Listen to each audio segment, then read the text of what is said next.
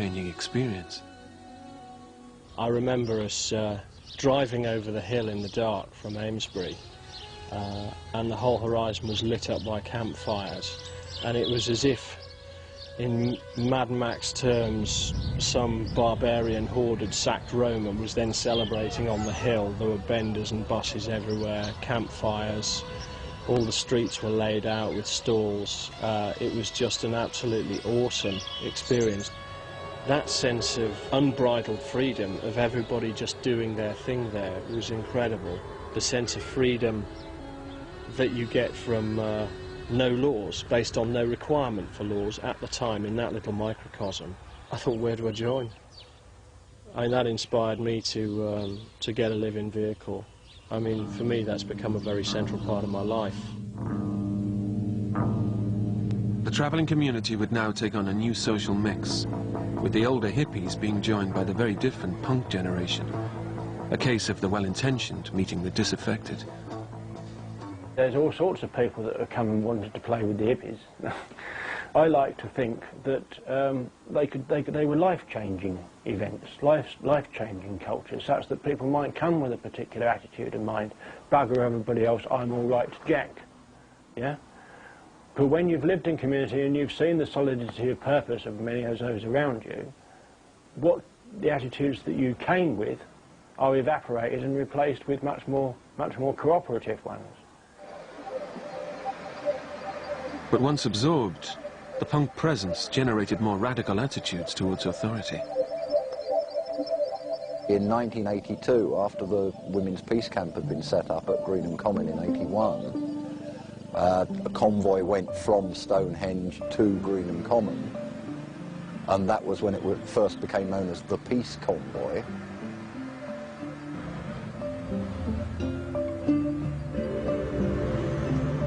When they got there, a bunch of lads with club hammers knocked down a whole big row of fencing. And from that point on, it became seen as a sort of danger to the state. At Greenham Common, travellers again marked themselves out as political adversaries. But it wasn't until after the Falklands War and the Tory landslide in 1983 that voices opposed to Thatcherism were finally confronted head-on. The previously acceptable pluralism of British society, which had, after all, you know, if we've been seen in something like 1975, when a Labour government gives a site of land for a free festival gathering, you know, this was simply inconceivable during the Thatcher years.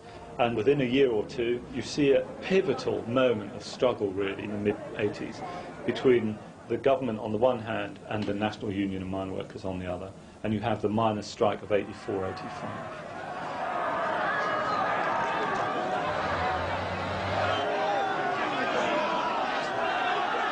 The unions are called the enemy within by the government, and when the union is defeated, effectively what happens is that the government goes looking for a new enemy within.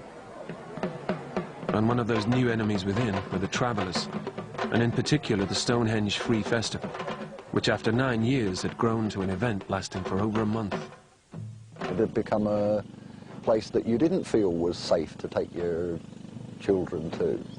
And you know, I certainly had qualms about that, having gone to every Stonehenge festival from '75 onwards. In retrospect, it seems inevitable that it was going to be clamped down on one way or another sooner or later. And the inevitable resulted in the Battle of the Beanfield. In 1985, a High Court injunction was granted to stop the convoy getting to Stonehenge for their festival. And the Wiltshire Police Force, fresh from duty against the striking miners, were on hand to make sure the injunction was upheld. We were driving down the road from Savernake Forest in the direction of Stonehenge when 7 or 8 miles from Stonehenge we were stopped at the Wiltshire border by 1,600 policemen.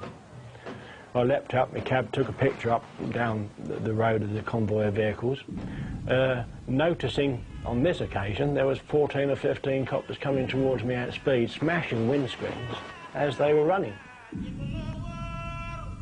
Now, I hadn't seen anybody opposing the police at this point. Like, these were just some of the squads coming forward on the initial rave, and it was quite clearly that we were in for a beating from the outset.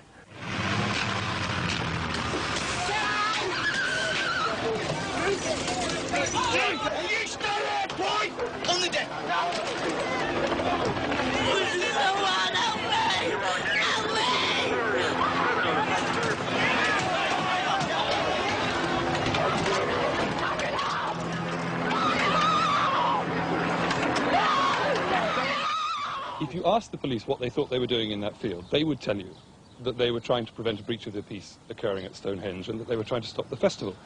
It seems to me that their so-called strategy in that field doesn't make any sense unless you assume that their real purpose was to smash the convoy, to get it out of Wiltshire, not just that weekend, but forever, to destroy the bloody thing, get it out of their hair for good. And that, I believe, must have been underlying it.